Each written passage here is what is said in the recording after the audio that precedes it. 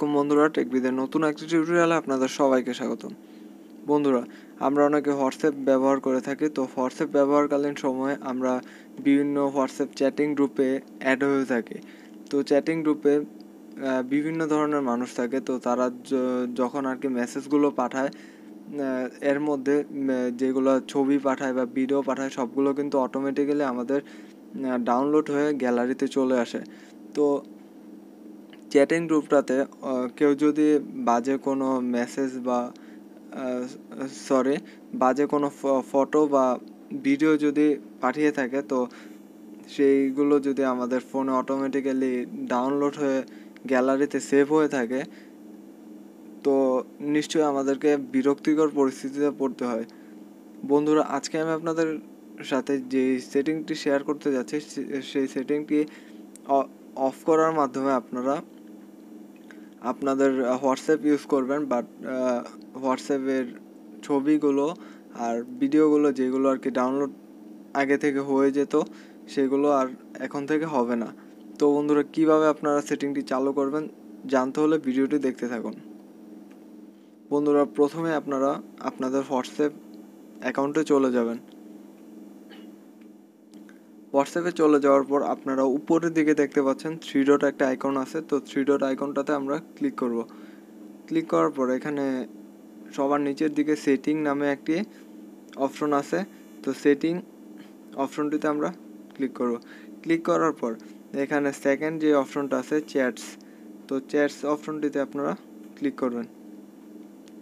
Click করার পর এখানে আপনারা দেখতে পাচ্ছেন যে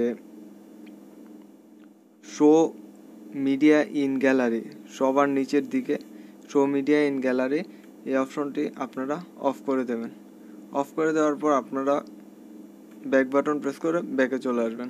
তো সেকেন্ড যে কাজটি আপনাদেরকে করতে হবে, সেকেন্ড কাজটি হচ্ছে আপনারা ডাটা অ্যান্ড স্টোরেজ ইউজেস যে অপশনটা আছে, এই অপশনটাতে আপনারা ক্লিক করবেন। ক্লিক করার পর এখানে আপনারা পরপর দুইটি সেটিং অফ করতে হবে। এই দুইটা সেটিং, প্রথমটা হচ্ছে হোয়েন ইউজিং মোবাইল ডাটা, তো এটাতে আপনারা ক্লিক করবেন। ক্লিক করার পর এখানে দেখতে পাচ্ছেন আপনারা ফটোতে টিক চিহ্ন বা টিক মার্ক দেওয়া আছে। তো টিক মার্কটি আপনারা মুছে দেবেন। এটার উপর ক্লিক করলে আর কি এটা চলে যাবে। দেন আপনারা এখানে ওকে আছে, ওকে বাটনটি প্রেস করে দেবেন। দেন সেকেন্ড অপশনটি হোয়েন কানেক্টেড অন ওয়াইফাই, মানে ওয়াইফাই এ কানেক্ট হওয়ার পর কি হবে সেটা আর কি বলতেছে। তো এটাতে ক্লিক করে দেখি, এখানে দেখতে পাচ্ছেন আপনারা ফটো, অডিও, ভিডিও, ডকুমেন্টস যেগুলো আছে মানে সব কিছু ডাউনলোড হয়ে যাবে। তো এখান থেকে আপনারা সবগুলোর উপর টাচ করে টিক চিহ্নটা মুছে দেবেন এবং ওকে বাটনটি প্রেস করে দেবেন। এর ফলে আপনাদের আর কখনোই আর কি যারাই মেসেজ করে থাকুক তাদের মেসেজগুলো আর অটোমেটিক্যালি আর কি ডাউনলোড হবে না। ডাউনলোড আপনি যদি চান তো ডাউনলোড করতে পারবেন, আদারওয়াইজ এগুলো ডাউনলোড হয়ে গ্যালারিতে সেভ হয়ে থাকবে না। তো বন্ধুরা, আশা করব আজকের টিউটোরিয়ালটি আপনাদের কাছে ভালো লাগবে।